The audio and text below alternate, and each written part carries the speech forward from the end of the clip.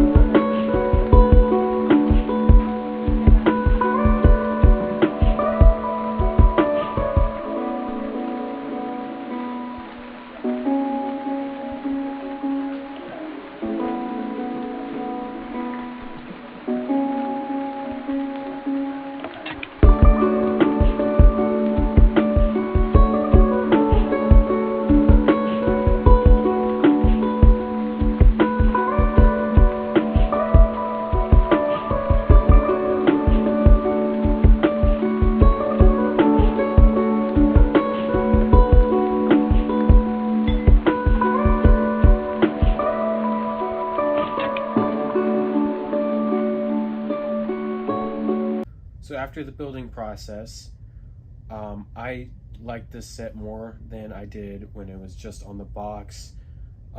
It has the nose, like I was saying, was a little more flared out. It's still flared out, but it's not as bad as what it looks on the box. It is also needed to keep the little side pieces here on, because that's where they have a connector at. So that is really, it's necessary. I feel like they could have done a better job, but it's still good looking. It flies a little flush with it, so it's not to the point where it's just unacceptable and nauseating to look at. So it's still a little flared out more than I would like it to be, but it still looks good. So as we move further down, I really like the way they used the colors, because it makes it look very similar to live action X-Wings. But as we move down, we get to one of my favorite parts of the build, and that's the cockpit glass here. It's a printed piece, and I love printed pieces because I can't mess up stickers. I'm really bad at stickers, so when I get a printed piece on an important part of the build, it makes it that much better, because that way I cannot mess it up, and so it makes it still look good and without me having to mess it up, and that's awesome. So I really like the printed piece. They also did the first printed nameplate for the UCS set, and that was amazing, because I got the Millennium Falcon earlier and I messed up with putting it a little off-centered, and it infuriates me. So having a printed nameplate is amazing. Then as we move down, we get to R2. At the beginning of the video, I said I would like to have a 3x3 R2. I still would like to see a 3x3 R2, but having the normal R2 works. He isn't as proportional to the build as I would like it to be, but it still works and it still looks good. So there isn't much to complain about. It'd just be my ideal scenario. We would have a cool 3x3 R2. But with that said, R2 still looks good in it. And then as we move down, we get to this little knob here, which you guys can't see, but you turn it, you can actually open and reclose the wings. And when you open them and lock, it locks, so these will not move until you turn it back, and then they will close.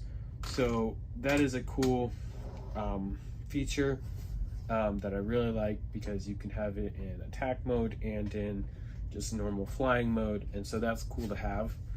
And then when you branch out to the engines here, I really like the engines.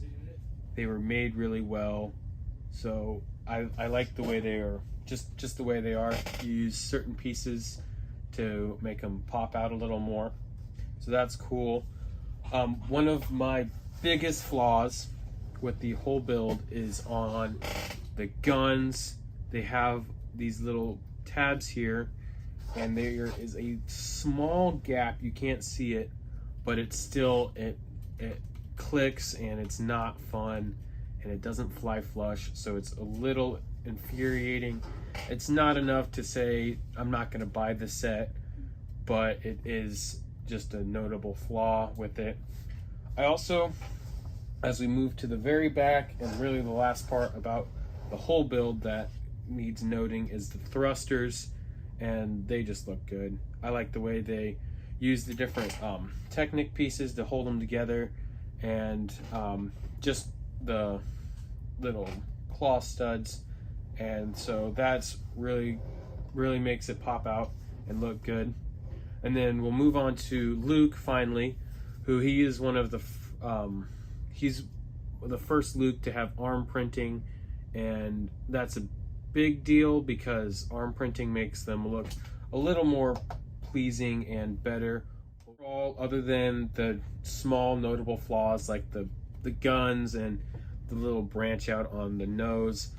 I really like the set. I think it looks good. It will look good up on your wall or on your shelf, wherever you put it. I would say it is worth the $240, but if you are not like an extreme collector and you're just looking for something to build, you can probably find something better in that price range. But if you're looking to collect them, this would be a good one to start at, and a $240 price range is perfect. I think that's all I have on this set. Just leave a comment if you want to see another set or any other set that you would like me to review. And thank you for watching.